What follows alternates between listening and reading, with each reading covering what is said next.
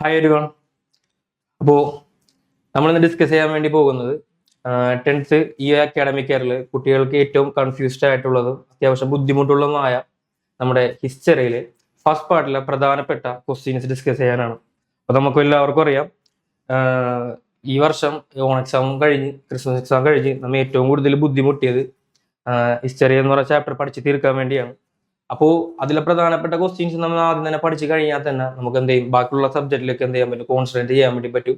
അപ്പൊ അതിലൊരു ചാപ്റ്ററിൽ എടുത്തു കഴിഞ്ഞാൽ ആ ചാപ്റ്ററിൽ നോക്കേണ്ട ഒരു പ്രധാനപ്പെട്ട ക്വസ്റ്റ്യൻസ് ഏതൊക്കെയാണ് നമുക്ക് എന്തെങ്കിലും ഡിസ്കസ് ചെയ്യാം. പ്രത്യേകം ശ്രദ്ധിക്കുക, ഈ ഒരു ക്വസ്റ്റ്യൻസ് മാത്രം പഠിച്ചാൽ മതി എന്നല്ല ഇതിനർത്ഥം. നമുക്ക് എന്ത് ചെയ്യാം, ബാക്കിയുള്ള ക്വസ്റ്റ്യൻസ് ഓൾറെഡി നമ്മൾ പഠിച്ചു കഴിഞ്ഞിട്ടുണ്ടാവും. അതിൽ തന്നെ ഇമ്പോർട്ടൻ്റ് ആയിട്ട് ഒരിക്കലും വിട്ടുപോകാതെ നോക്കേണ്ട കുറച്ച് ക്വസ്റ്റ്യൻസ് നമ്മൾ എന്ത് ചെയ്യാം ഇന്നിവിടെ ഡിസ്കസ് ചെയ്യുന്നുണ്ട്. ഓക്കെ അല്ലേ? അപ്പൊ നമുക്ക് എന്ത് ചെയ്യാം, ഫസ്റ്റ് ചാപ്റ്ററിലേക്ക് തന്നെ കടക്കാം. ഫസ്റ്റ് ചാപ്റ്ററിന്റെ പേര് ഹ്യൂമാനിസം. ഓക്കെ, അതിനു മുമ്പ് ഞാനൊരു മോട്ടോ ഞാൻ നിങ്ങൾക്ക് എന്ത് ചെയ്യാം തരാം. സോഷ്യൽ പഠിക്കുമ്പോൾ ഹിസ്റ്ററി ആയിക്കോട്ടെ ജോഗ്രഫി ആയിക്കോട്ടെ നമ്മൾ ചെയ്യേണ്ട ഒരു രീതി വേറൊന്നുമല്ല, റീഡ്, റൈറ്റ്, റിവൈസ്. ഇതാണ് നമ്മുടെ ഇന്നത്തെ മോട്ടോ.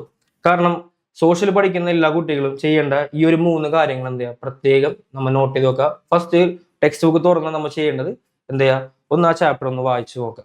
രണ്ടാമത് ആ വായിച്ച കാര്യങ്ങൾ പോയിന്റ്സ് ആക്കി മാർക്ക് ചെയ്യുകയോ അല്ലെങ്കിൽ പ്രധാനപ്പെട്ട കാര്യങ്ങളൊക്കെ ഒന്ന് അണ്ടർലൈൻ ചെയ്ത് വെക്കുകയോ ചെയ്യാം. രണ്ടാമത് അതൊന്ന് എഴുതി നോക്കുക. ജസ്റ്റ് പഠിച്ച് കാണാപ്പാടം പഠിച്ചിങ്ങനെ പോകാതെ ആ പഠിച്ച കാര്യങ്ങൾ നോട്ട്ബുക്കിലേക്ക് എഴുതി നോക്കിയിട്ട് അതെല്ലാം നമ്മുടെ നോട്ട്ബുക്കിലേക്ക് എഴുതാൻ പറ്റുന്നുണ്ടോ എന്ന് എന്ത് ചെയ്യുക, രണ്ടാമത് ചെക്ക് ചെയ്യാം. ഇതാണ് നമ്മൾ പഠിക്കേണ്ട ആദ്യത്തെ സ്റ്റെപ്പ്. മൂന്നാമത് നമ്മൾ എന്ത് ചെയ്യുക, ഇതൊന്ന് റിവൈസ് ചെയ്യുക, റിപ്പീറ്റ് ചെയ്യുക. എത്രത്തോളം റിവൈസ് ചെയ്യാൻ പറ്റുന്നു അത്രത്തോളം നമ്മൾ എന്ത് ചെയ്യുക, റിവൈസ് ചെയ്യുക. ഓക്കെ, അപ്പൊ അങ്ങനെ ചെയ്യേണ്ട കുറച്ച് കാര്യങ്ങളാണ് എന്ത് ചെയ്യേണ്ടത് നമ്മൾ ഇന്ന് ഇവിടെ ഡിസ്കസ് ചെയ്യാൻ വേണ്ടി പോകുന്നത്. അതിൽ ഫസ്റ്റ് ചാപ്റ്റർ ഹ്യൂമാനിസം. ഓക്കെ, എല്ലാവരും ഓൺ എക്സാമിന് മുമ്പായിട്ട് പഠിച്ചു തീർന്നറിയാം, എന്നാലും നമ്മൾ റിവൈസ് കാര്യങ്ങളൊക്കെ എന്തായാലും ചെയ്യണം. അപ്പൊ അതിൽ വരുന്ന ഒരു പ്രധാനപ്പെട്ട ചോദ്യമാണ് first question. What were the changes took place in social economic and political sphere of Europe in 14th century? 14ാം നൂറ്റാണ്ടിൽ യൂറോപ്യൻസിലുണ്ടായ സോഷ്യലി ആയിക്കോട്ടെ എക്കണോമിക്കലി ആയിക്കോട്ടെ പൊളിറ്റിക്കലായിക്കോട്ടെ ഇതിനെല്ലാത്തിലും വന്ന പ്രധാനപ്പെട്ട മാറ്റങ്ങൾ എന്തൊക്കെ? അപ്പൊ സാറേ നമുക്ക് ഈ ചോദ്യങ്ങൾ അല്ലെങ്കിൽ ഈ ഒരു ടോപ്പിക്ക് ടെക്സ്റ്റ് ബുക്കിൽ ഇല്ലല്ലോ. ഇല്ല, ടോപ്പിക്ക് നമുക്ക് തരും, അതിൽ നിന്ന് അവർക്ക് തോന്നുന്ന രീതിയിലായിരിക്കും എന്ത് ചെയ്യുന്നത് ക്വസ്റ്റ്യൻസ് വരുന്നത്. അപ്പൊ നമ്മൾ ജസ്റ്റ് വെറുതെ ടോപ്പിക്കിന് അടിയിലുള്ള ആ കുറെ സെന്റൻസ് ഇരുന്ന് പഠിച്ച് അങ്ങനെ തന്നെ പോയിട്ട് കാര്യമില്ല. എങ്ങനെയൊക്കെയാണ് ആ ടോപ്പിക്കിന് ക്വസ്റ്റ്യൻ വരാന്നുള്ള കാര്യങ്ങൾ നമ്മൾ എന്ത് ചെയ്യുക ശ്രദ്ധിക്കുക. ഓക്കെ, അപ്പൊ ഇതിൽ നമുക്ക് പ്രധാനപ്പെട്ട പോയിന്റ്സ് നമ്മൾ ആഡ് ചെയ്യേണ്ടത് ഒന്നാമത്തെ പോയിന്റ് ആണ് റാഷണലിസം. ഈ പൊളിറ്റിക്കലി സോഷ്യലി എക്കണോമിക്കലി മാറ്റം വരാൻ മെയിൻ കാരണം മനുഷ്യരിൽ ഉണ്ടായ ഈ റാഷണലിസം, അതായത് യുക്തിചിന്ത എന്ന് പറയുന്ന കൺസെപ്റ്റാണ്. അതുവരെയും ദൈവികമായ കാര്യങ്ങൾ മാത്രം ഇടപെട്ട് ദൈവത്തിന് മാത്രം എല്ലാ കാര്യങ്ങൾ അർപ്പിച്ച് മാനവിക മൂല്യങ്ങൾക്കൊന്നും വില കൊടുക്കാതിരുന്ന ജനങ്ങൾക്ക് പെട്ടെന്നുണ്ടായ ഒരു മാറ്റമാണ് റാഷണലിസം. ഒന്നാമത്തെ പോയിന്റ്. അതേപോലെ തന്നെ രണ്ടാമത്തെ പോയിന്റ് മെയിൻ ആയിട്ട് നമ്മൾ ആഡ് ചെയ്യേണ്ടതാണ് വേറൊന്നല്ല, പ്രോഗ്രസ് ഓഫ് ട്രേഡ്. കച്ചവടത്തിലുണ്ടായ വലിയൊരു മാറ്റം ഇവരെ എക്കണോമിക്കലി ബാലൻസ് ചെയ്യാൻ വേണ്ടി എന്ത് ചെയ്ത് വളരെ രീതിയിൽ എന്ത് ചെയ്തിട്ടുണ്ട്, സഹായിച്ചിട്ടുണ്ട്. പിന്നെ വരുന്ന ഒരു പോയിന്റ് ആണ്, ഞാൻ എല്ലാ പോയിന്റും ഡിസ്കസ് ചെയ്യുന്നില്ല, അതിൽ പ്രധാനപ്പെട്ട പോയിന്റ് ഇങ്ങനെ എഴുതുമ്പോൾ ആഡ് ചെയ്യേണ്ട കുറച്ച് പോയിന്റ്സ് മാത്രം ഞാൻ എന്ത് ചെയ്യുന്നുള്ളൂ ഇവിടെ പറഞ്ഞു പോകുന്നുള്ളൂ. Spread of secular values. എന്തൊക്കെയാണ്? സ്പ്രെഡ് ഓഫ് സെക്യുലർ വാല്യൂ, അതായത് മോറൽ വാല്യൂസിന് ആൾക്കാർ എന്ത് ചെയ്യാൻ തുടങ്ങി, പ്രയോറിറ്റി കൊടുക്കാൻ വേണ്ടി തുടങ്ങി, സെക്യുലർ വാല്യൂസിന് കൊടുക്കാൻ തുടങ്ങി. ഹ്യൂമൻ പെർസ്പെക്റ്റീവ്, അതായത് ആൾക്കാർ ചിന്തിക്കാൻ തുടങ്ങി, ആരുടെ ഭാഗത്ത് നിന്നിട്ട് ഹ്യൂമൻ പെർസ്പെക്റ്റീവിൽ നിന്ന് ചിന്തിക്കാൻ വേണ്ടി തുടങ്ങി. അപ്പോൾ സോഷ്യലി എക്കണോമിക്കലി പൊളിറ്റിക്കലി വന്ന മാറ്റത്തിന് മെയിൻ കാരണം ഒന്ന് റാഷണലിസം, രണ്ടാമത്തേത് പ്രോഗ്രസ് ഇൻ ട്രേഡ്, മൂന്നാമത്തേത് സ്പ്രെഡ് ഓഫ് സെക്യുലർ വാല്യൂസ്, നാലാമത്തേത് ഹ്യൂമൻ പെർസ്പെക്റ്റീവ് രീതിയിലുള്ള ചിന്താഗതിയൊക്കെ. അപ്പൊ ഈ കാര്യങ്ങളൊക്കെ എന്ത് ചെയ്യാം മെയിൻ ആയിട്ട് നിങ്ങൾ എഴുതുന്ന ആൻസറിൽ എന്ത് ചെയ്യാം ഉൾപ്പെടുത്താം. ഇനിയുണ്ട്. അപ്പൊ മെയിൻ ആയിട്ട് നമ്മുടെ ചോദ്യങ്ങൾ മാത്രമേ ഡിസ്കസ് ചെയ്യുന്നുള്ളൂ, ആൻസറും കൂടി ഉൾപ്പെടുത്തി കഴിഞ്ഞാൽ നമ്മുടെ ക്ലാസ് നല്ല ലെങ്തിലേക്ക് കാര്യങ്ങളൊക്കെ എന്ത് ചെയ്യും പോകും. അതുകൊണ്ട് മെയിൻ ആയിട്ടുള്ള ചോദ്യങ്ങൾ എന്ത് ചെയ്യാം ഇവിടെ ഡിസ്കസ് ചെയ്യാം. രണ്ടാമത് വരുന്ന ചോദ്യമാണ്, ഓക്കെ, അടുത്ത ക്വസ്റ്റ്യൻ എന്തായിരുന്നു? Why renaissance in Italy. എന്തൊക്കെ മാറ്റങ്ങളാണ് ഇറ്റലിയിൽ ഉണ്ടായിരുന്നത്? അതിൽ ഒന്നാമതായിട്ട് നമ്മൾ ആഡ് ചെയ്യേണ്ട ഒരു പോയിന്റ് ആണ് കൺക്വസ്റ്റ് ഓഫ് കോൺസ്റ്റാന്റിനോപ്പിൾ ബൈ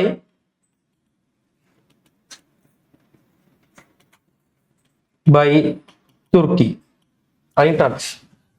മെയിൻ ആയിട്ട് റിനൈസൻസ് ഇറ്റലിയിൽ ബാധിക്കാൻ അല്ലെങ്കിൽ റിനൈസൻസ് അവിടെയുള്ള ജനങ്ങളിൽ ഉണ്ടാവാനായിട്ട് മെയിൻ കാരണമാണ് തുർക്കികൾ കോൺസ്റ്റാന്റിനോപ്പിൾ എന്ത് ചെയ്തു? അടച്ചു കളഞ്ഞു. മെയിൻ ആയിട്ട് പറയേണ്ടത് നമ്മുടെ കുരിശ് യുദ്ധം എന്ന് പറയും. നമ്മുടെ തുർക്കികളും അതേപോലെ തന്നെ നമ്മുടെ യൂറോപ്യൻസ് തമ്മിലുള്ള യുദ്ധം കാരണം തുർക്കികൾ എന്ത് ചെയ്ത് യൂറോപ്യൻസിന് ഏഷ്യയിലേക്ക് കടക്കാനുള്ള ആകെ ഒരു മാർഗ്ഗമായിരുന്നു തുർക്കിയിലെ കോൺസ്റ്റാന്റിനോപ്പിൾ എന്ന് പറയുന്ന സ്ഥലം.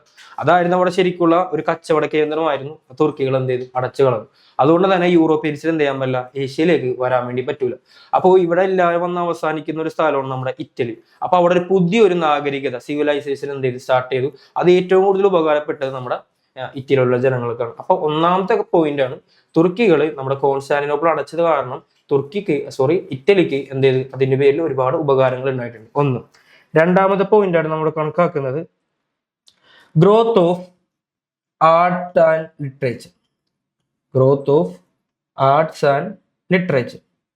അവിടെ ഉണ്ടായിരുന്ന ആർട്സും ലിറ്ററേച്ചറിനും നല്ല രീതിയിൽ എന്ത് ചെയ്യുന്നുണ്ട്? പ്രോഗ്രസിനും കാര്യങ്ങളുണ്ടായി. കാരണം പല പല നാനാഭാഗത്ത് വരുന്ന ആൾക്കാർ ഒരുമിച്ച് കൂടുന്ന സ്ഥലമായതുകൊണ്ട് തന്നെ അവരെ കൾച്ചറിലും ആർട്ട് ഫോമിലൊക്കെ എന്ത് ചെയ്യാൻ തുടങ്ങി? നല്ല രീതിയിൽ പ്രോഗ്രസ് ഉണ്ടാവാൻ തുടങ്ങി. ഇനി അവിടെ എഴുതുന്ന ഒരു പോയിന്റ് ആണ്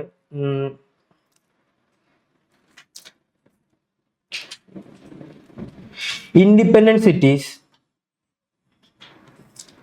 ആൻഡ് എമർജൻസ് ഓഫ്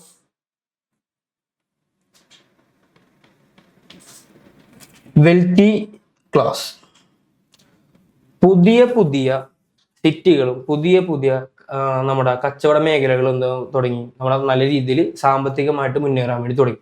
അപ്പൊ മൊത്തത്തിൽ നോക്കുമ്പോൾ ഇറ്റലി എന്ന് പറയുന്ന യൂറോപ്പിലെ ഈ ഒരു രാജ്യം മാത്രം നല്ല രീതിയിൽ പുരോഗതി ഉണ്ടായി. അപ്പോൾ അതുകൊണ്ട് നമ്മുടെ ചോദ്യത്തിനുള്ള ആൻസർ കറക്റ്റ് ആയിട്ട് കിട്ടിയെന്ന് തോന്നുന്നു. കാരണം ഒന്ന്, തുർക്കി കോൺസ്റ്റാന്റിനോപ്പിൾ അടക്കാനായിട്ട് ഒരു റീസൺ. രണ്ടാമത്തത് ആർട്സ് ആൻഡ് കൾച്ചർ. പല പല നാനാഭാഗത്തുള്ള ഡിഫറെന്റ് ആയിട്ടുള്ള ആൾക്കാർ വന്ന് ഒരുമിച്ച് കൂടുന്ന സ്ഥലമായതുകൊണ്ട് തന്നെ പല പല കൾച്ചറൽ ഫോമുകളും ആർട്ട് ഫോമുകളും എന്ത് ചെയ്യാൻ തുടങ്ങി? സ്പ്രെഡ് ആവാൻ വേണ്ടി തുടങ്ങി. യുക്തിപരമായ കാര്യങ്ങൾ എന്ത് ചെയ്യാൻ തുടങ്ങി? ചിന്തിക്കാൻ വേണ്ടി തുടങ്ങി. പിന്നീട് എന്താ പറഞ്ഞ independent emergence of wealthy class. അതായത് അവിടെയുള്ള ആൾക്കാർ കച്ചവടം ചെയ്തുകൊണ്ട് തന്നെ അവിടെയുള്ള ആൾക്കാർക്ക് എന്ത് ചെയ്യാൻ തുടങ്ങി? നല്ല രീതിയിൽ സാമ്പത്തികമായിട്ട് മുന്നേറാൻ വേണ്ടി തുടങ്ങി. ഓക്കെ, അപ്പൊ അടുത്ത ക്വസ്റ്റ്യനിലേക്ക് നമുക്ക് പോവാം. ഈ question okay. What are the difference between medieval paintings and Renaissance painting? Okay, ഒരു 3 മാർക്കിനൊക്കെ ചോദിക്കാൻ പറ്റിയ നല്ലൊരു ചോദ്യമാണ്. എന്തൊക്കെയാണ്? What are the difference between medieval paintings and Renaissance painting? Medieval painting അതായത് AD 15-ാം നൂറ്റാണ്ടിന് മുമ്പ് വരെയാണ് ശരിക്കും പറയാം മിഡീവിയൽ പീരീഡ് എന്ന് പറയുന്നത്. അതായത് ഏകദേശം AD 5-ാം നൂറ്റാണ്ടിനെ 15-ാം നൂറ്റാണ്ടിനെ ഇടയിലുള്ള കാലഘട്ടമാണ് ശരിക്കും പറയാം മിഡീവിയൽ പീരീഡ്. അപ്പോൾ ഈ പീരീഡിൽ ആൾക്കാർ പെയിന്റിങ്സും കാര്യങ്ങളും ആർട്ട് ഫോമും കാര്യങ്ങളൊക്കെ എന്ത് ചെയ്യാറുണ്ട്? പുറത്ത് എക്സ്പ്രസ് ചെയ്യാറുണ്ട്. പക്ഷേ ഡിവൈൻ ആയിട്ടുള്ള രീതിയിൽ മാത്രമേ എന്ത് ചെയ്യാറുള്ളൂ? ഇത് എക്സ്പ്രസ് ചെയ്യാൻ പാടുള്ളൂ. അതായത് ഇപ്പൊ എനിക്ക് നല്ലോണം വരക്കാൻ പറ്റുന്നുണ്ടെങ്കിൽ ഞാൻ ദൈവങ്ങളുടെ ഫോട്ടോ, അതേപോലെ തന്നെ ദൈവികപരമായ കാര്യങ്ങൾ ചെയ്യുന്ന ആൾക്കാരുടെ ഫോട്ടോ, അതേപോലെ നരകത്തിനെ പറ്റി, സ്വർഗത്തിനെ പറ്റി, അതേപോലെ അങ്ങനെയുള്ള ആഫ്റ്റർ ഡെത്ത് ഇതേപോലെ ടോപ്പിക്സ് മാത്രമേ എനിക്ക് എന്ത് ചെയ്യാൻ പാടുള്ളൂ? ഇൻക്ലൂഡ് ചെയ്യാൻ വേണ്ടി പറ്റുള്ളൂ. അപ്പൊ ആ കാലഘട്ടത്തിലുള്ള പെയിന്റിങ്സ് എല്ലാം എടുത്ത് നോക്കി കഴിഞ്ഞാൽ പറ്റും ഒരു ഡിവൈൻ രീതിയിലായിരുന്നു എന്ത് ചെയ്തിരുന്നത്? ആൾക്കാർ ഫോളോ ചെയ്തിരുന്നത്. പക്ഷെ മോഡേൺ പീരീഡിലേക്ക് വന്നപ്പോൾ ആൾക്കാരുടെ ചിന്താഗതി മാറി. എന്ത് കാര്യത്തിനെ പറ്റിയും എന്ത് ചെയ്യാം? വരക്കാം, എഴുതാം, അതേപോലെ തന്നെ നമ്മുടെ സ്കൾപ്ചർ കാര്യങ്ങൾ ഉണ്ടാക്കാം. അങ്ങനത്തുള്ള രീതിയിലേക്ക് എന്ത് ചെയ്തു? മിഡീവിയൽ പീരീഡിലേക്ക് എത്തിയപ്പോൾ മാറി. ഹ്യൂമൻ പെർസ്പെക്റ്റീവ് രീതിയിൽ എന്ത് ചെയ്യാൻ തുടങ്ങി? ചിന്തിക്കാൻ വേണ്ടി തുടങ്ങി. ഒരു എഴുത്തുകാരൻ അയാൾ കവിത എഴുതിയാലും കഥ എഴുതിയാലും അതെന്ത് ചെയ്തു? മനുഷ്യന്മാരെ പറ്റി, പ്രകൃതിനെ പറ്റിയൊക്കെ എഴുതാൻ വേണ്ടി എന്ത് ചെയ്തു? മിഡീവിയൽ പീരീഡിൽ പോസിബിൾ ആവാത്തത് നമ്മുടെ മോഡേൺ പീരീഡിൽ എന്ത് ചെയ്യാൻ തുടങ്ങി? വരാൻ വേണ്ടി തുടങ്ങി. അപ്പോൾ ഇതിൽ മെയിനായിട്ട് പറയേണ്ടത് നമ്മുടെ മിഡീവിയൽ പീരീഡിൽ എന്തായിരുന്നു? ദൈവികമായ കാര്യങ്ങൾ, ദൈവത്തിനെ കുറിച്ച്, അതേപോലെ തന്നെ ആഫ്റ്റർ ഡെത്തിനെ കുറിച്ച്, ഡിവൈൻ ആയിട്ടുള്ള കാര്യങ്ങൾ മാത്രമേ ഉൾപ്പെടുത്താൻ പറ്റുള്ളൂ. അത് വരക്കുന്നതായാലും ശരി, എഴുതുന്നതായാലും ശരി. പക്ഷേ മിഡീവിയൽ പീരീഡ് കഴിഞ്ഞ് മോഡേൺ പീരീഡിലേക്ക് എത്തിയപ്പോഴത്തേനും ആൾക്കാർ എന്ത് ചെയ്തു? ഹ്യൂമൻ പെർസ്പെക്റ്റീവിൽ കാര്യങ്ങൾ ചെയ്യാൻ വേണ്ടി തുടങ്ങി. മനുഷ്യന്മാരെ കുറിച്ച്, പ്രകൃതികളെ കുറിച്ച് എഴുതാനും വായിക്കാനും പെയിന്റിങ്സ്, ആർട്ട് ഫോം ഇതൊക്കെ എന്ത് ചെയ്യാൻ തുടങ്ങി? ചെയ്യാൻ വേണ്ടി തുടങ്ങി. അതേപോലെ തന്നെ ഇവിടെ നോട്ട് ചെയ്യേണ്ട കുറച്ച് പെയിന്റേഴ്സിന്റെ ലിസ്റ്റ് ഉണ്ട്. ഒന്നുമില്ല, മെയിനായിട്ട് നമ്മുടെ ലിയോണാർഡോ ഡാവിഞ്ചി, അദ്ദേഹത്തിന്റെ ഫേമസ് വർക്കാണ് ദ ലാസ്റ്റ് സപ്പർ. അതൊന്ന് നോട്ട് ചെയ്ത് നോക്കാം. അപ്പൊ ഇങ്ങനെയൊക്കെ കാര്യങ്ങൾ നമ്മൾ ആൻസേഴ്സിൽ എഴുതുമ്പോൾ അതൊക്കെ ഒന്ന് അണ്ടർലൈൻ ചെയ്ത് വെക്കാം. കാരണം ഇത് എക്സ്ട്രാ നമ്മൾ ആഡ് ചെയ്യുന്ന കാര്യങ്ങളാണല്ലോ. അപ്പൊ ലിയോണാർഡോ ഡാവിഞ്ചിയുടെ ദ ലാസ്റ്റ് സപ്പർ ഒരു ഫേമസ് പെയിന്റിംഗ് ആണ്. ആ കാലഘട്ടത്തിൽ ഉണ്ടായ വേറൊന്നാണ് നമ്മുടെ മൈക്കൽ ആഞ്ചലോ. അദ്ദേഹത്തിന്റെ ഫേമസ് പെയിന്റിംഗ് ആണ് ദ ലാസ്റ്റ് ജഡ്ജ്മെന്റ്. മൈക്കൽ ആഞ്ചലോയുടെ ഫേമസ് പെയിന്റിംഗ് ആണ് ദ ലാസ്റ്റ് ജഡ്ജ്മെന്റ്. ഈ രണ്ട് പെയിന്റിങ്സ് ഒന്നും എന്ത് ചെയ്യുക, നോട്ട് ചെയ്ത് വെക്കുക. ഇങ്ങനെ ഒരു ക്വസ്റ്റ്യൻ വന്നു കഴിഞ്ഞാൽ ഇതൊക്കെ ഒന്ന് എന്ത് ചെയ്യുക, എക്സ്ട്രാ ആഡ് ചെയ്ത് വെക്കുക, ഒന്ന് അണ്ടർലൈൻ ചെയ്ത് വെക്കുക. അപ്പോൾ കറക്റ്റ് ചെയ്യുന്ന മിസ്സുമാർക്ക് നമ്മൾ തെറ്റിദ്ധാരണ കൊടുക്കുക, നമ്മൾ നല്ലോണം എന്ത് ചെയ്തിട്ടുണ്ട്, ഇതിനു വേണ്ടി പ്രിപ്പയർ ചെയ്തിട്ടുണ്ട് എന്ന് കാണിക്കാൻ വേണ്ടി എന്താ ഇതേപോലത്തെ എക്സ്ട്രാ കാര്യങ്ങളൊക്കെ ഒന്ന് എന്ത് ചെയ്യുക, ഒന്ന് ആഡ് ചെയ്ത് വെക്കുക. ഓക്കെ, അപ്പോൾ നമ്മുടെ അടുത്ത ക്വസ്റ്റിലേക്ക് പോകണാണ്. What are the characteristics of renaissance painting? എന്തൊക്കെ പ്രത്യേകതകളാണ് റിനൈസൻസ് പെയിന്റിങ്ങിന് ഉണ്ടായിരുന്നതാണ്? അതിലൊന്നാമത്തതാണ് ലാൻഡ്സ്കേപ്പ്. അതായത് ഞാൻ പറഞ്ഞു, ഡിവൈൻ ആയിട്ടുള്ള രീതിയിൽ വരച്ചിരുന്ന ആൾക്കാർ മാറി പ്രകൃതിയും അതേപോലെ തന്നെ മനുഷ്യന്മാരെ ഇമോഷൻസിനൊക്കെ പറ്റി വരക്കാനും എഴുതാനൊക്കെ എന്ത് ചെയ്ത് തുടങ്ങി. അപ്പൊ ഒന്നാമത്തെ പോയിന്റ് ലാൻഡ്സ്കേപ്പ്. ഈ പോയിന്റ് മാത്രമല്ല, ഈ ഒരു ക്വസ്റ്റ്യനിൽ ആ ടോപ്പിക്കിൽ വന്നിട്ട് എല്ലാ ലൈനും എന്ത് ചെയ്യണം, നിങ്ങൾ എഴുതണം. ഞാൻ ഇതിൽ പ്രധാനപ്പെട്ട പോയിന്റ്സ് മാത്രമേ എന്ത് ചെയ്യുന്നുള്ളൂ പറയുന്നുള്ളൂ. രണ്ടാമത്തത് ലാൻഡ്സ്കേപ്പ് വരക്കാൻ വേണ്ടി തുടങ്ങി. പിന്നെ യൂസ് ഓഫ് ഓയിൽ പെയിന്റ്, ഛായാചിത്രങ്ങൾ എന്താ തുടങ്ങി ഇതിൽ ഉൾപ്പെടുത്താൻ തുടങ്ങി. അതേപോലെ തന്നെ ഹ്യൂമൻ ഫിഗേഴ്സ്,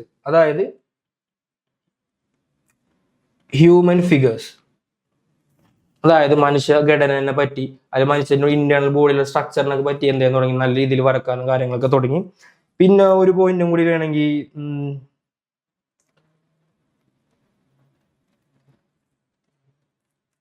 ഓക്കെ 3 പോയിന്റ് ആയി. ഓക്കെ, 3 പോയിന്റ് ഉണ്ട്. ഒന്ന് ലാൻഡ്സ്കേപ്പ്, പ്രകൃതിപരമായ കാര്യങ്ങൾ എന്താണെന്ന് തുടങ്ങി അവർ വരക്കാൻ വേണ്ടി തുടങ്ങി. രണ്ടാമത് യൂസ് ഓഫ് ഓയിൽ പെയിന്റ്, ഛായാചിത്രങ്ങൾ എന്താണെന്ന് തുടങ്ങി അവർ ഉൾപ്പെടുത്താൻ തുടങ്ങി അവർ വരക്കുന്നതിൽ. മൂന്നാമത് ഹ്യൂമൻ ബോഡീനെ ഇൻഡെപ്ത് ആയിട്ട് സ്റ്റഡി ചെയ്യാനൊക്കെ എന്ത് ചെയ്തു, ഈ ഒരു പെയിന്റിങ്സ് അവർക്ക് എന്ത് ചെയ്തു, ഉപകാരപ്പെട്ടു. അപ്പോൾ നമുക്ക് അടുത്ത ക്വസ്റ്റിലേക്ക് പോവാം. Renaissance and historiography. ഇതങ്ങനെ ചോദിച്ചു കണ്ടിട്ടില്ല, എന്നാലും എന്ത് ചെയ്തു, ഞാൻ ഇതിലേക്ക് ഉൾപ്പെടുത്തിയതാണ്. നമ്മുടെ വേൾഡ് ഹിസ്റ്ററിനെ 3 ഭാഗങ്ങളായിട്ട് ഡിവൈഡ് ചെയ്തിട്ടുണ്ട്. അതിൽ ഒന്നാമത്തെയാണ് ആൻഷ്യൻ ഹിസ്റ്ററി. രണ്ടാമത്തതാണ് മിഡീവിയൽ പീരീഡ്. മൂന്നാമത്തതാണ് മോഡേൺ പീരീഡ്. അപ്പോൾ നമ്മുടെ ആൻഷ്യൻ ഹിസ്റ്ററിനെ നമ്മുടെ ഹിസ്റ്റോഗ്രഫിനെ 3 ഭാഗമായിട്ട് തിരിച്ചിട്ടുണ്ട്. ഏതൊക്കെയാണ്? ആൻഷ്യൻ ഹിസ്റ്ററി, അതേപോലെ തന്നെ മിഡീവിയൽ പീരീഡ്, പിന്നെ മോഡേൺ ഹിസ്റ്ററി. ഇതിൽ ആൻഷ്യൻ ഹിസ്റ്ററി എന്ന് പറയുന്നത് ഏകദേശം 5-ാം നൂറ്റാണ്ട് മുതൽ, അല്ലെങ്കിൽ 0 മുതൽ 5-ാം നൂറ്റാണ്ട് വരെയുള്ള കാലഘട്ടത്തിനാണ് 0 to 5. മിഡീവിയൽ പീരീഡ് 5 to 15, 5 മുതൽ 15 വർഷക്കാലത്തെ അളവിലാണ് നമ്മൾ മിഡീവിയൽ പീരീഡ്. 15-ാം നൂറ്റാണ്ടിന് ശേഷം ബാക്കിയുള്ള എല്ലാ പീരീഡിനും നമ്മൾ എന്താ പറയുന്നത്, മോഡേൺ പീരീഡ് ആയിട്ടാണ് നമ്മൾ എന്ത് ചെയ്തത്, കൺസിഡർ ചെയ്യുന്നത്. അപ്പൊ ഇത്രയും കാര്യങ്ങളാണ് എന്ത് ചെയ്യുന്നത്, ഈ ഒരു ടോപ്പിക്കിൽ നിന്ന് വരുന്നത്. ഇനി ഇതില് ബാക്കിയുള്ള ഒരുപാട് ടോപ്പിക് ഉണ്ട്, പക്ഷെ പ്രധാനമായിട്ടും ഈ ഒരു ചാപ്റ്ററിൽ ഇത്രയും ക്വസ്റ്റ്യൻസ് മെയിൻ ആയിട്ട് പഠിച്ചിരിക്കണം. ഞാൻ പിന്നെയും പറയുന്നു, ഈ ഒരു ക്വസ്റ്റ്യൻ മാത്രമല്ല, ഇതല്ലാതെ ക്വസ്റ്റ്യൻ പുറത്തുനിന്ന് വരാം. എന്നിരുന്നാലും ഈ ഒരു ടോപ്പിക്കിന് ഇത്രയും ക്വസ്റ്റ്യൻ നിർബന്ധമായിട്ടും പഠിച്ചിരിക്കണം. ഓക്കെ അല്ലേ? ഇനി അടുത്ത ചാപ്റ്ററിലേക്ക് പോവാം. Chapter 2, liberty, equality, fraternity. കഴിഞ്ഞ വർഷം 10ാം ക്ലാസ് കഴിഞ്ഞ ടെക്സ്റ്റ് ബുക്കിൽ നമുക്ക് ഫസ്റ്റ് ചാപ്റ്റർ ഉണ്ടായി, revolution that influence the world. അതിൽ ഒരു ടോപ്പിക് ആയിരുന്നു ഫ്രഞ്ച് റെവല്യൂഷൻ എന്ന് പറഞ്ഞാൽ. ഒരുപാട് റെവല്യൂഷൻസ് ഉണ്ടായി ലോകത്ത് ആകമാനം ആൾക്കാരെ ഇൻഫ്ലുവൻസ് ചെയ്ത ഒരുപാട് revolutions. American revolution, Russian revolution, French revolution, Latin American revolution, Chinese revolution, അങ്ങനെ ഒരുപാട് റെവല്യൂഷൻസ് ഉണ്ടായി. അതിൽ ഫ്രഞ്ച് റെവല്യൂഷൻ മാത്രം ഇപ്രാവശ്യം പുതിയൊരു പുതിയൊരു ചാപ്റ്റർ ആയിട്ട് എന്ത് ചെയ്തിരിക്കണം വന്നൊക്കെയാണ്. അപ്പൊ അതുകൊണ്ട് തന്നെ ഇതിൽ നിന്ന് മാക്സിമം ക്വസ്റ്റ്യൻസ് എന്തായാലും 8 മാർക്കിനോളം വരുന്ന ക്വസ്റ്റ്യൻസ് ഈ ഒരു ചാപ്റ്ററിൽ നിന്ന് നമുക്ക് എന്തായാലും ചോദിക്കാൻ ചാൻസ് കൂടുതലാണ്. അതിൽ മെയിൻ ആയിട്ട് നമ്മുടെ ഫ്രഞ്ച് സൊസൈറ്റിനെ പറ്റിയാണ് നമുക്ക് എന്ത് ചെയ്യാനുള്ളത്, ഇതിൽ പഠിക്കാനുള്ളത്. വേറൊന്നും പഠിച്ചില്ലെങ്കിലും ഈ ഒരു ഭാഗം നിങ്ങൾ നിർബന്ധമായിട്ട് എന്ത് ചെയ്യണം, നോക്കിയിരിക്കണം. കാരണം ആ സൊസൈറ്റിനെ നമ്മൾ 3 ഭാഗങ്ങളായിട്ടാണ് ഡിവൈഡ് ചെയ്തേക്കണം. ഒന്ന് ക്ലർജി, രണ്ടാമത് നോബിൾസ്, മൂന്നാമത് മിഡിൽ ക്ലാസ്. അതായത് നമ്മുടെ കേരളത്തിൽ മേൽജാതിക്കാർ, താഴ്ന്ന ജാതിക്കാർ, അതേപോലെ തന്നെ ഈഴവര്, പുലയര്, അങ്ങനെ പല പല കാറ്റഗറീസ് ഉണ്ടായിരുന്നല്ലോ നിലവിൽ. അതേപോലെ ആ കാലഘട്ടത്തിൽ ഫ്രഞ്ച് സൊസൈറ്റിയിൽ ഇതേപോലെ തന്നെ 3 കാറ്റഗറി ഉണ്ടായിരുന്നു. ഏതൊക്കെ? Clergy, nobles, middle class. ഇനി ഇവരുടെ ജോലി എന്താണ്, ഇങ്ങനെയാണ് ആ സമൂഹത്തിൽ അറിയപ്പെട്ടിരുന്നത് എന്നതിനൊക്കെ പറ്റി ഡീറ്റെയിൽ ആയിട്ട് എന്ത് ചെയ്യണം, അവിടെ സ്റ്റഡി ഉണ്ട്. അത് ചോദിക്കുകയും ചെയ്യും. അപ്പൊ നോക്കാം ക്ലർജിന്റെ പ്രത്യേകതകൾ എന്തൊക്കെയാണ്.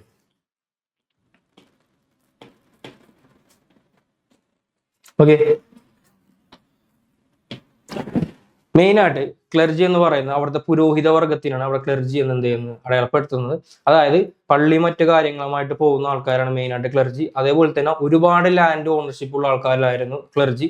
അതേപോലെ തന്നെ നമ്മുടെ സാധാരണക്കാരായ മിഡിൽ ക്ലാസിന്റെ കയ്യിൽ നിന്ന് ഏറ്റവും കൂടുതൽ ടാക്സ് വാങ്ങിക്കുന്ന വിഭാഗം ആര് തന്നെയായിരുന്നു? ക്ലർജി തന്നെയായിരുന്നു. രണ്ടാമത്തെ വിഭാഗമാണ് നോബിൾസ്. നമ്മുടെ കെമിസ്ട്രിയിലെ 18ാമത്തെ പീരിയോഡിക് ടേബിൾ 18ാമത്തെ ഗ്രൂപ്പ് എലമെന്റ് ആണ് നോബിൾ. ആ നോബിൾസ് പേര് വരാൻ കാരണം തന്നെ ഇവര് ആരോടും എന്ത് ചെയ്യാറില്ല, ഈ എലമെന്റ്സ് റിയാക്ട് ചെയ്യാറില്ല.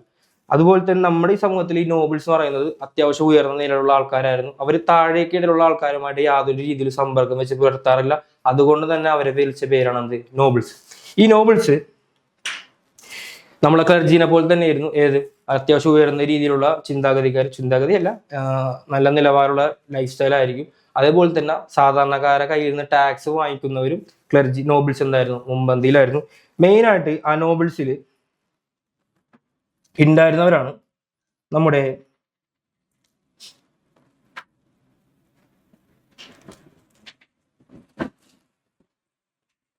രാജാക്കന്മാര്, മന്ത്രിമാര്, അതേപോലെ തന്നെ കൊട്ടാരവുമായി ബന്ധപ്പെട്ട ആൾക്കാരാണ് മെയിൻ ആയിട്ട് നോബിൾസിൽ ഉണ്ടായിരുന്നത്. അപ്പൊ ക്ലർജിൽ എന്ന് പറയുന്നത് പുരോഹിത വർഗങ്ങളും,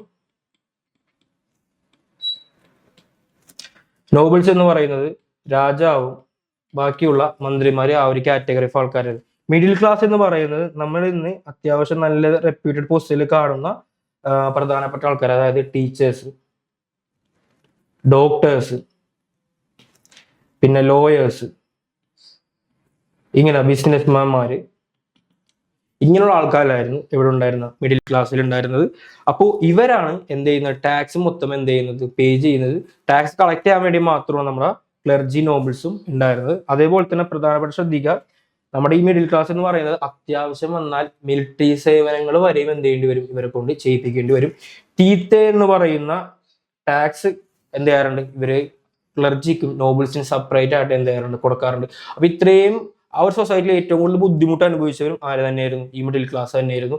ഈ ഒരു ബുദ്ധിമുട്ടൊന്നും യാതൊരു രീതിയിൽ കൺസിഡറേഷൻ കൊടുക്കാത്ത രണ്ടാൾക്കാരാണ് നമ്മുടെ ക്ലർജി നോബിൾസും. അപ്പൊ ഇതിനു വേണ്ടി തന്നെയാണ് അവരെന്ത് ചെയ്യാൻ തുടങ്ങിയത്? ഈ ഒരു റെവല്യൂഷൻ തന്നെ പുറപ്പെടുവിക്കാൻ തന്നെ മെയിൻ ആയിട്ടുള്ള കാരണം. ഓക്കെ, അപ്പോൾ ഈ സൊസൈറ്റി ഒന്ന് എന്ത് ചെയ്യുക? നോട്ട് ചെയ്ത് വെക്കാം. നമുക്ക് എന്ത് ചെയ്യാം? ഇതിന്റെ മെയിൻ ക്വസ്റ്റ്യൻസിലേക്ക് എന്ത് ചെയ്യാം? കിടക്കാം. ഞാൻ ജസ്റ്റ് ഇൻട്രൊഡക്ഷൻ ജസ്റ്റ് പറഞ്ഞെന്നുള്ളൂ. ഫസ്റ്റ് ക്വസ്റ്റ്യനിലേക്ക് പോവാം. First question, analyse the consequence of French revolution and prepare a note. അതായത് ഫ്രഞ്ച് റെവല്യൂഷൻ കാരണം ലോകത്ത് ഉണ്ടായിരുന്ന ഇൻഫ്ലുവൻസ് ചെയ്ത കാര്യങ്ങൾ എന്തൊക്കെയാണ്? ശ്രദ്ധിക്കുക, ഫ്രഞ്ച് റെവല്യൂഷൻ നടന്നതിന് ശേഷം ബാക്കിയുള്ള രാജ്യങ്ങളിൽ ഈ റെവല്യൂഷൻ കാരണം വന്ന മാറ്റങ്ങൾ എന്തൊക്കെയെന്നാണ് എന്ത് ചെയ്തേക്കണം? First question. ഒന്നാമത്തെ പോയിന്റ് ആയിട്ട് നിങ്ങൾ എഴുതേണ്ടത്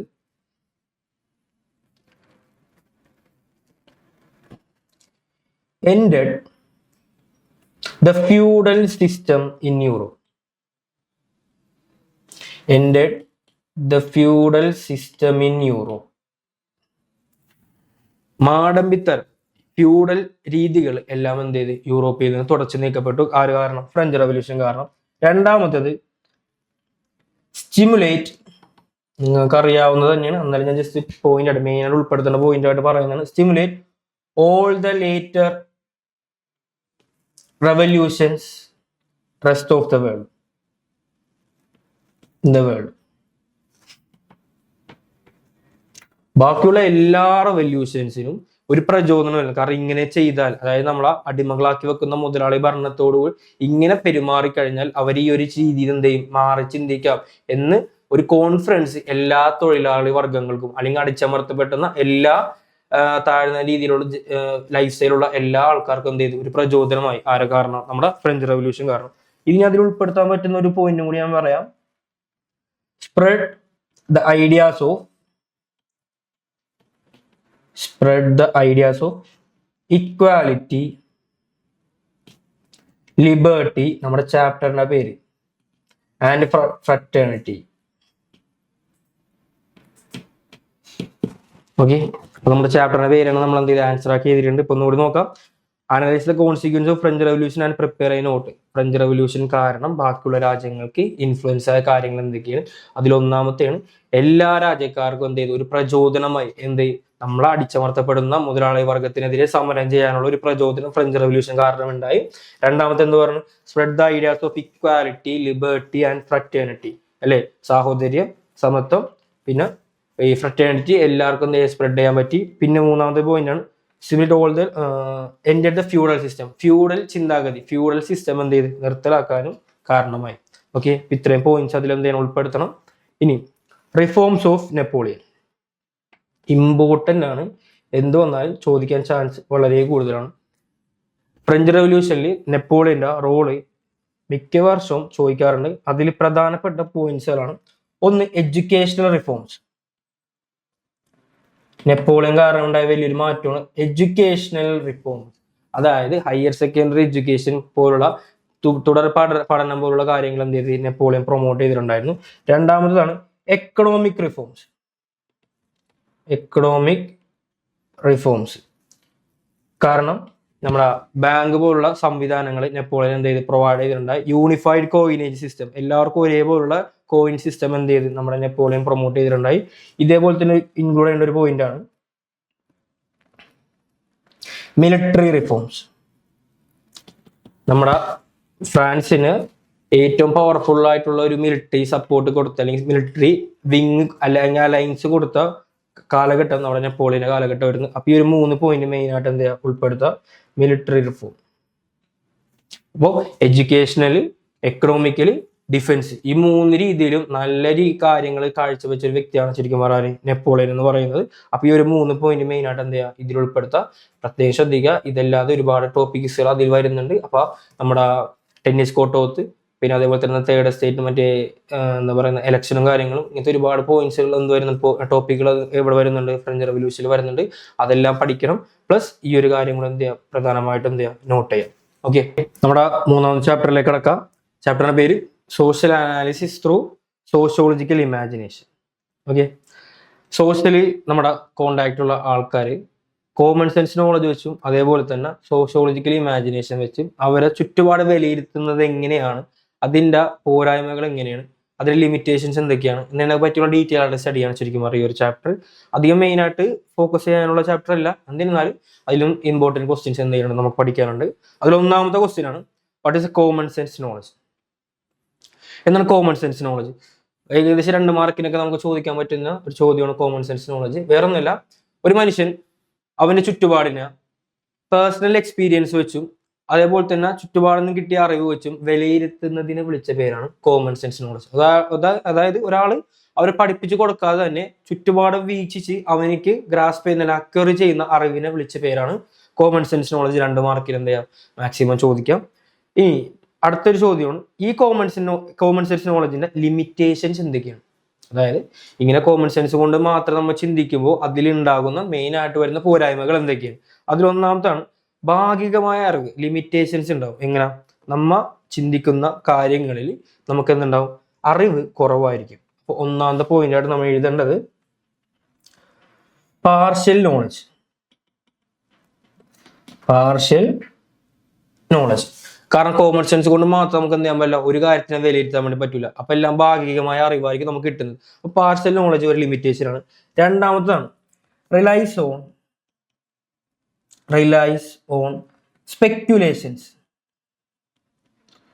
സ്പെക്യുലേഷൻസ് അല്ലെങ്കിൽ നമ്മുടെ ഊഹാപോഹങ്ങൾ വെച്ച്, അല്ലെങ്കിൽ നമുക്ക് കേട്ട അറിവൊക്കെ വെച്ച് നമ്മൾ എന്ത് ചെയ്യുക, അത് വിലയിരുത്തുക. ഊഹാപോഹങ്ങളും കാര്യങ്ങളൊക്കെ ആയിരിക്കുമല്ലോ നമ്മൾ ഒരാളെ പറ്റിയോ ഒരു സമൂഹത്തിനെ പറ്റിയോ ഒരു ചുറ്റുപാടിനെ പറ്റിയോ നമ്മൾ വിലയിരുത്തുന്നത്. അപ്പൊ അതൊക്കെ എന്താണ്, ആ ലിമിറ്റേഷനിൽ പെടും. കാരണം ചിലപ്പോൾ അതായിരിക്കില്ല സത്യം. ഇപ്പൊ നമ്മൾ ഇന്നൊരു വിഭാഗത്തിനെ പറ്റി, ഇപ്പൊ ഒരു എക്സാമ്പിൾ പറഞ്ഞാൽ ഞാൻ ഒരു മുസ്ലിമാണ് അല്ലെങ്കിൽ ഹിന്ദു, അത് ഓപ്പോസിറ്റ് മതം വിശ്വസിക്കുന്ന ആൾക്കാർ ഇങ്ങനെയാണ് നമ്മൾ എന്ത് ചെയ്യണം, പെട്ടെന്ന് വിലയിരുത്തുന്നത് ഊഹാപോഹങ്ങൾ വെച്ച്, സിനിമ കണ്ട അറിവ്, ചുറ്റുപാടും മറ്റുള്ള ആൾക്കാർ പറഞ്ഞ അറിവൊക്കെ കൊണ്ടായിരിക്കും. ചിലപ്പോൾ സത്യമാവണമെന്നില്ല. അപ്പോൾ കോമൺ സെൻസ് കൊണ്ട് മാത്രം നമ്മൾ ചിന്തിക്കുമ്പോൾ വരുന്ന പ്രശ്നങ്ങളാണ് മെയിൻ ആയിട്ട് വരുന്നത്. പിന്നെ ഒരു പോയിന്റും കൂടി നമുക്ക് വേണമെങ്കിൽ എന്ത് ചെയ്യാം, പറയാം. വേറൊന്നല്ല, സോഷ്യൽ പ്രോബ്ലംസ് നമുക്ക് എന്ത് ചെയ്യാൻ പറ്റില്ല, മനസ്സിലാക്കാൻ കുറച്ച് ബുദ്ധിമുട്ടായിരിക്കും. സോഷ്യൽ ഫേസ് ചെയ്യുന്ന problems, for example unemployment, poverty, അതേപോലെ തന്നെ വേറെ എന്തൊക്കെ പറയാം, ഇങ്ങനത്തെ മെയിൻ ആയിട്ടുള്ള വരുന്ന പ്രശ്നങ്ങളൊക്കെ നമുക്ക് ഡീറ്റെയിൽ ആയിട്ട് അറിവില്ലാത്തത് കൊണ്ട് തന്നെ അതിനെപ്പറ്റി സംസാരിക്കാനോ ആധികാരികമായിട്ട് ചർച്ച ചെയ്യാനോ നമുക്ക് എന്തൊരു ബുദ്ധിമുട്ട് വരും. അപ്പൊ കോംപ്ലക്സ് ആയിട്ട് വരുന്ന സോഷ്യൽ പ്രോബ്ലംസിന് നമുക്ക് എന്ത് ചെയ്യാൻ പറ്റില്ല, അധികം സംസാരിക്കാൻ പറ്റില്ല. 2ാമത് വരുന്നത് ഊഹാപോഹങ്ങൾ വെച്ച് നമ്മൾ ഒരു വിഭാഗത്തെയോ ഒരു മനുഷ്യനെയോ നമ്മൾ എന്ത് ചെയ്യുന്നത്, അവരെ പറ്റി ചിന്തിക്കുന്നത് നമുക്ക് എന്ത് ചെയ്യാൻ പറ്റും, തെറ്റായി തീരാനുള്ള ചാൻസ് വളരെ കൂടുതലാണ്. 1ാമത് പാർഷ്യൽ നോളജ്, ഭാഗികമായിട്ട് വരുന്ന അറിവായിരിക്കും നമുക്ക് എന്ത് കിട്ടുന്നത്, കോമൺ സെൻസ് നോളജ് കൊണ്ട് കിട്ടുന്നത്. അപ്പൊ ഈ 3 പോയിന്റ് നമുക്ക് എന്ത് ചെയ്യാം, ഇതിൽ ഉൾപ്പെടുത്താം. മൂന്നാമത്തേത്, what do you mean by social analysis? Social analysis എന്ന് പറഞ്ഞു കഴിയുമ്പോൾ മെയിൻ ആയിട്ട് വരേണ്ട കുറച്ച് കാര്യങ്ങൾ. ഒന്ന്, സോഷ്യൽ റിലേഷൻഷിപ്പിനെയാണ് ശരിക്കും സോഷ്യൽ അനാലിസിസ് എന്ന് പറയുന്നത്.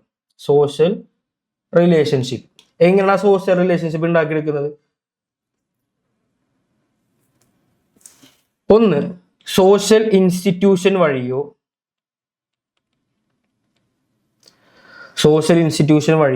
അല്ലെങ്കിൽ സോഷ്യൽ സ്ട്രക്ചേഴ്സ് വഴിയോ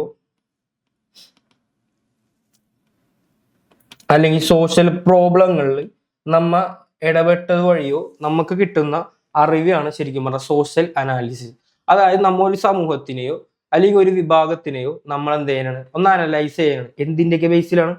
social institution, social structure, social problem, ഇതിൻ്റെയൊക്കെ ബേസിൽ നമ്മൾ ചുറ്റുപാട് ഒന്ന് വീക്ഷിക്കുന്നതിനെ വിളിച്ച പേരാണത് സോഷ്യൽ അനാലിസിസ് എന്ന് പറയുന്നത്. ഓക്കെ, ഇമ്പോർട്ടൻറ്റ് കൊടുക്കുന്നില്ല, എന്നാലും മെയിൻ ആയിട്ട് വരുന്ന ക്വസ്റ്റ്യൻസ് ഒന്നാണ്.